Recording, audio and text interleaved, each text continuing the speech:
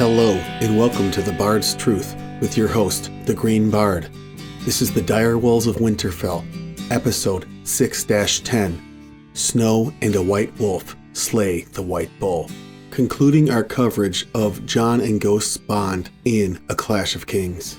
A Clash of Kings, Jon 7, continued. After Jon's story of the wolf dream, the Rangers quickly move on, although it's unclear at the time whether they are looking for Ghost or just pressing on toward the wildlings. Either way, Jon is increasingly fearful for his missing and possibly injured wolf. We don't get any information about the bond here, save for the protective instinct. But with Ghost injured, we can presume that Ghost is not reachable via the bond due to his pain, similar to how Summer was unreachable by Bran after his injury in A Storm of Swords. As an aside, Jon remembers the encounter with Bran and the vision of the wildling encampment. This doesn't always happen with supernatural dreams in the story. I am not sure if this is significant or not, although it does jibe with my earlier idea that some of the thoughts in the dream were boyish, not wolfish. Ghost did not appear as they set out again. The shadows covered the floors of the pass by then, and the sun was sinking fast toward the jagged twin peaks of the huge mountain the Rangers named Fork Top. If the dream was true, even the thought scared him. Could the eagle have hurt Ghost, or knocked him off the precipice? And what about the weirwood with his brother's face, that smelled of death and darkness? The last ray of sun vanished behind the peaks of Fork Top. Twilight filled the skirling pass. It seemed to grow colder almost at once. They were no longer climbing. In fact, the ground had begun to descend, though as yet not sharply. It was littered with cracks and broken boulders and tumbled heaps of rock. It will be dark soon, and still no sight of Ghost. It was tearing Jon apart, yet he dare not shout for the direwolf as he would have liked. Other things might be listening as well. Wait, hold up. Other things? Or others? Or just other people? Interesting line right there. Qhorin, Squire Dalbridge called softly. There, look! The eagle was perched on a spine of rock far above them, outlined against the darkening sky. We've seen other eagles, Jon thought. That need not be the one I dreamed of. Even so, Eben would have loosed a shaft at it, but the squire stopped him. The bird's well out of bowshot. I don't like it watching us. The squire shrugged. Nor me, but you won't stop it. Only waste a good arrow. I include that last bit because it's clear that it is Orell's, now Varamir's eagle, that is watching them. It's an indication of skin changing, and it seems like the entire party knows it. Moving on, just as Jon's worry seems piqued, they find Ghost. He was injured and probably hiding from the watchful eyes of the eagle. Fortunately, the wolf is well enough to walk, though he had a bad wound on his neck. There is a pretty good example of intimacy or affection in the closeness of their bond when the big ranger and Jon do their best to heal Ghost. Ghost bares his teeth at Qhorin when they wash the wound, but Jon holds him and whispers soothing words. Recall that I mentioned earlier that the bond is strengthened when physical touch is involved. This is a great example of their closeness. As they depart, Ghost obediently responds to Jon's call and takes up his place as Jon's bright shadow. Ghost, Jon wanted to shout. Where are you? He was about to follow Qhorin and the others when he glimpsed a flash of white between two boulders. A patch of old snow, he thought, until he saw it stir. He was off his horse at once. As he bent to his knees, Ghost lifted his head. His neck glistened wetly, but he made no sound when Jon peeled off a glove and touched him. The talons had torn a bloody path through fur and flesh, but the bird had not been able to snap his neck. Qhorin Halfhand was standing over him. How bad? As if in answer, Ghost struggled to his feet. The wolf is strong, the ranger said. Eben, water. Stone snake, your skin of wine. Hold him still, Jon. Together they washed the caked blood from the direwolf's fur. Ghost struggled and bared his teeth when Qhorin poured the wine into the ragged red gashes the eagle had left him.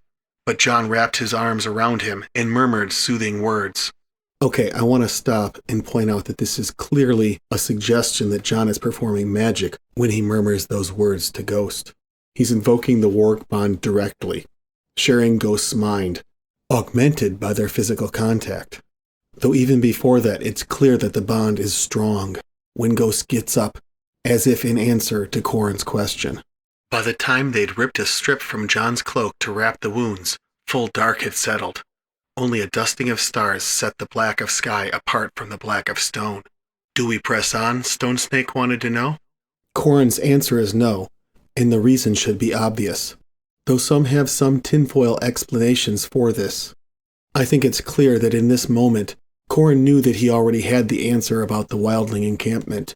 Ghost saw it in the dream, and it was confirmed when Ghost was found, torn by the eagle's talons, with the eagle no less standing guard, a warg and a skin changer. Eagles have sharper eyes than men. We are seen, so now we run. The half-hand wound a long black scarf around his face and swung up into the saddle. The other rangers exchanged a look, but no man thought to argue. One by one, they mounted and turned their mounts toward home. "Ghost, come," he called, and the direwolf followed, a pale shadow moving through the night. Earlier in the chapter, we had mentioned that Ghost might be concerned about a child of the forest instead of the wildlings. The possible evidence for this is in the passage that follows, where Jon sees a pair of glowing eyes.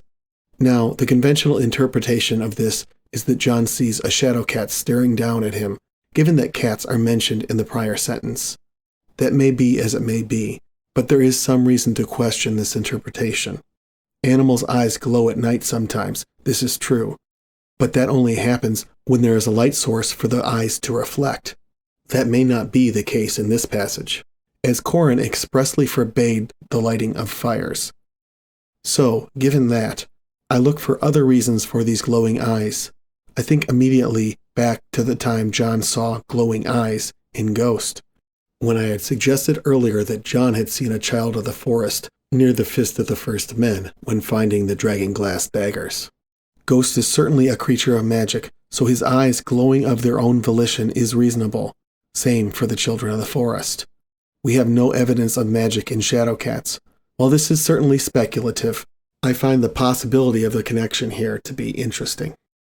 All night they rode, feeling their way up the twisting pass and through the stretches of broken ground. The wind grew stronger. Sometimes it was so dark that they dismounted and went ahead on foot, each man leading his garron. Once Eben suggested that some torches might serve them well, but Qhorin said, "No fire." And that was the end of that.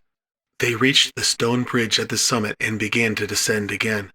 Off in the darkness, a shadow cat screamed in fury, its voice bouncing off the rocks, so it seemed as though a dozen other cats were giving answer. Once Jon thought he saw a pair of glowing eyes on a ledge overhead, as big as harvest moons. So, Qhorin Halfhand also says twice, in this chapter and in the next, that the trees have eyes again.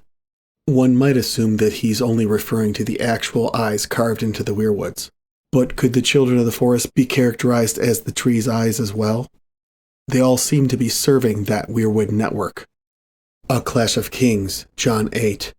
The situation for the Rangers goes from bad to worse in the next chapter. In Ghost, Jon and Qhorin find themselves the only ones remaining of their party. Jon contemplates his own mortality as Ghost looks on silently. I can't help but wonder why Jon mentions Ghost howling when Jon dies. As we've said before, Ghost does not howl, at least not audibly. The subsequent mention of summer howling is interesting and reminiscent of the wolves howling as Lady's body is brought back to Winterfell. I do wonder if Ghost felt them during that episode. Probably so. Does Jon know about this episode subconsciously through Ghost? When Qhorin Halfhand told him to find some brush for a fire, Jon knew their end was near. It will be good to feel warm again, if only for a little while, he told himself, while he hacked bare branches from the trunk of a dead tree. Ghost sat on his haunches watching, silent as ever. Will he howl for me when I'm dead, as Bran's wolf howled when he fell? Jon wondered. Will Shaggydog howl far off in Winterfell, in Grey Wind and Nymeria, wherever they might be? The pack bond is indeed strong. In a flashback, we get a mention of Ghost eating a dead horse. Even though it causes Stone Snake to have to leave on foot, it's still a good thing, as it probably allowed the wolf to heal faster and regain his strength. There's also possible mirroring here, as Jon doesn't have an appetite for a while after Ghost's feast. Jon is not interested in the meager meal of blood and oats, while Ghost is satisfied, having gorged on horse flesh. Did Ghost's lack of appetite cause Jon's lack of hunger? I think this likely. Ghost ate well that day, and Qhorin insisted that the Rangers mix some of the Garren's blood with their oats to give them strength. The taste of that foul porridge almost choked Jon, but he forced it down. They each cut a dozen strips of raw, stringy meat from the carcass to chew as they rode, and left the rest for the shadow cats. At Ghost's next mention, still in the flashback, he is alternately shadowing Jon and ranging away. It is unlikely that there is anything peculiar about this behavior, as Jon could always sense his closeness. As with Bran and Summer, after their first wolf dream, the bond is much stronger. This is another level of closeness emotionally as well, and it is comforting for Jon. This is in following with our theme of affection. After that, every night seemed colder than the night before, and more lonely. Ghost was not always with them, but he was never far either. Even when they were apart, Jon sensed his nearness. He was glad for that. The half-hand was not the most companionable of men. Qhorin's long gray braid swung slowly with the motion of his horse.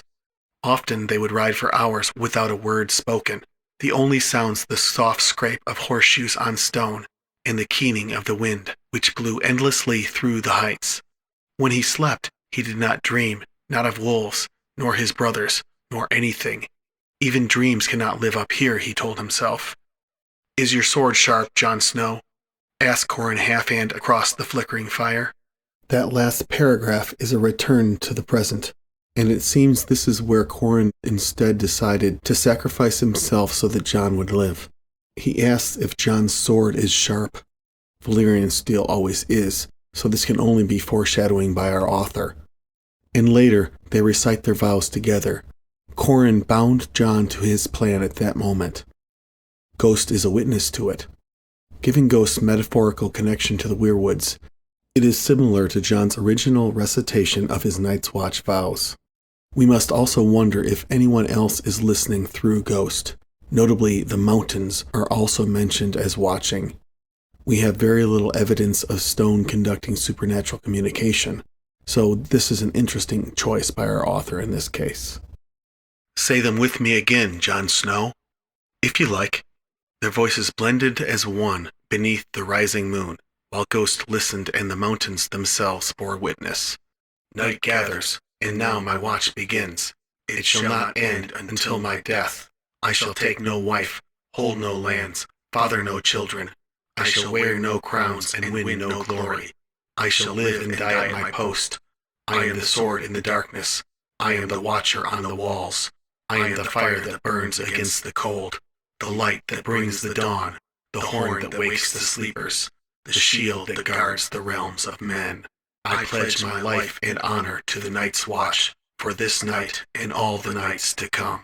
When they make their last-ditch effort to escape pursuit, first hiding in a cave, and then taking a secret passage through the mountain, Ghost potentially derails the effort by pissing at the entrance to the cave, marking his turf.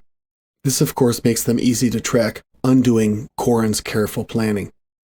I don't know if this is supposed to be just a wolf being a wolf, or there is meddling here. Still, if the former, it begs the question as to why the author bothered to mention it. Ghost and Jon have another affectionate moment as they sleep next to each other, and Ghost licks him before sleeping. Still, Jon thinks of all the fires going out, notices the moon glowing through the waterfall, and proceeds to have bad dreams of burning castles and the dead rising from graves. Ghost, the moon, and Qhorin's mention of all the fires going out all may have had a hand in causing Jon's nightmare. If it ends up being a prophetic dream, Ghost and the moon may end up being more important influences here.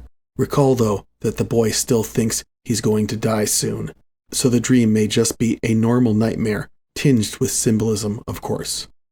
The cleft in the rock was barely large enough for a man and horse to pass, but beyond, the walls opened up and the floor turned to soft sand. Jon could feel the spray freezing in his beard. Ghost burst through the waterfall in an angry rush, shook droplets from his fur, sniffed at the darkness suspiciously, then lifted a leg against one rocky wall. Qhorin had already dismounted. Jon did the same. You knew this place was here. Later that chapter. He took off his wet cloak, but it was too cold and damp here to strip down any further. Ghost stretched out beside him and licked his glove before curling up to sleep. Jon was grateful for his warmth. He wondered if the fire was still burning outside, or if it had gone out by now. If the wall should ever fall, all the fires will go out. The moon shone through the curtain of falling water to lay a shimmering pale stripe across the sand, but after a time that too faded and went dark. Sleep came at last, and with it nightmares. He dreamed of burning castles and dead men rising unquiet from their graves. It was still dark when Qhorin woke him. While the half-hand slept, Jon sat with his back to the cave wall, listening to the water and waiting for the dawn. As an aside, that is another mention of Qhorin Halfhand and Dawn in the same paragraph. If you like tinfoil, there's the idea that Mance Rayder is Arthur Dayne and Qhorin Halfhand is Gerald Hightower, the White Bull, both former Kingsguard who were at the Tower of Joy. I kind of like this idea, although I certainly admit that it's low likelihood to be true. Still, this symbolism of Qhorin Halfhand and Dawn being tied together thematically does fit that theory. We'll come back to that a little later with one more piece of symbolism. Jon's feelings of fear and foreboding transition to incredulity and reluctance when the big ranger commands him to break his vows and join the wildlings. Would Ghost sense that reluctance and mirror it? As the wildlings approach, Ghost comes obediently to Jon upon being called at Qhorin's request and stays by his side, alert and in a fierce protective stance. Jon tries to calm him and seems to succeed. A hunting horde echoed through the mountains, and a moment later Jon heard the baying of hounds. "They will be with us soon," announced Qhorin. "Keep your wolf in hand." "Ghost, to me," Jon called. The direwolf returned reluctantly to his side, tail held stiffly behind him. Piloerection. The wildlings came boiling over the ridge not a half-mile away. Their hounds ran before them, snarling gray-brown beasts with more than a little wolf in their blood. Ghost bared his teeth, his fur bristling. "Easy," Jon murmured. "Stay." Overhead he heard a rustle of wings. The eagle landed on an outcrop of rock and screamed in triumph. Ghost then takes part in Jon's reluctant sacrifice of Qhorin in a decisive way.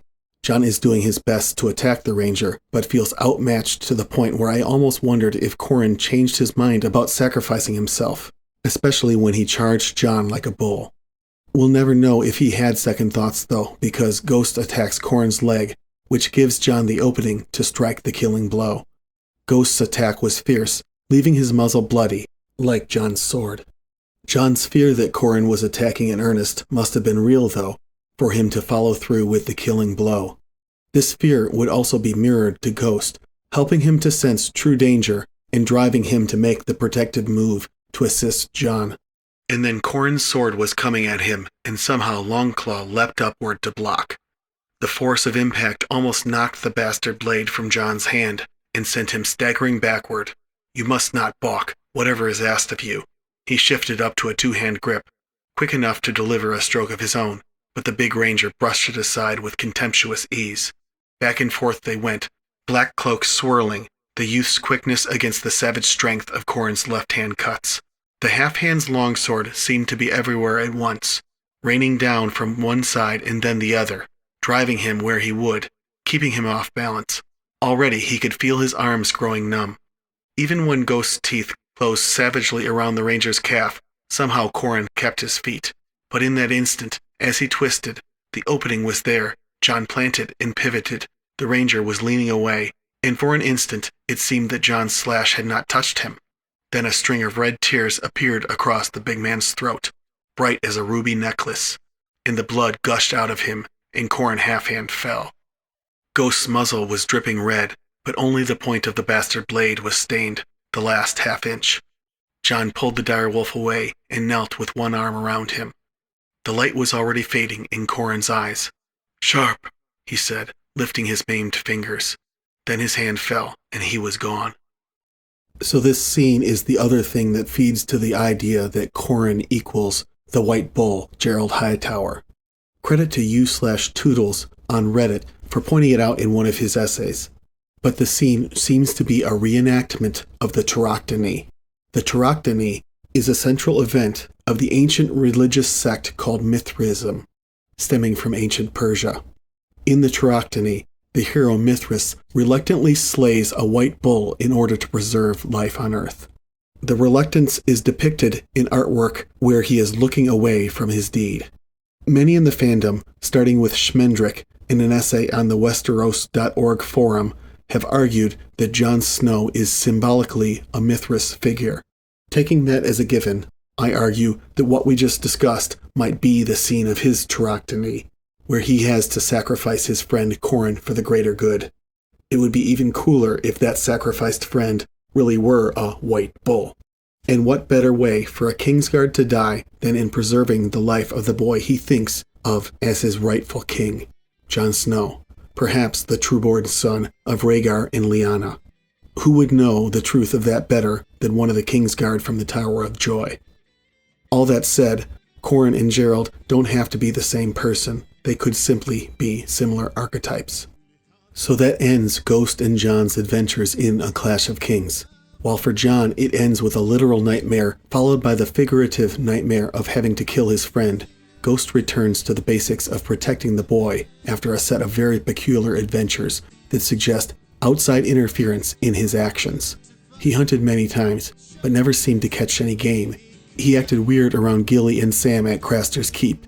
He seems to have been disconnected from his bond with Jon for a while at the Fist of the First Men, before finding the dragonglass daggers and arrowheads.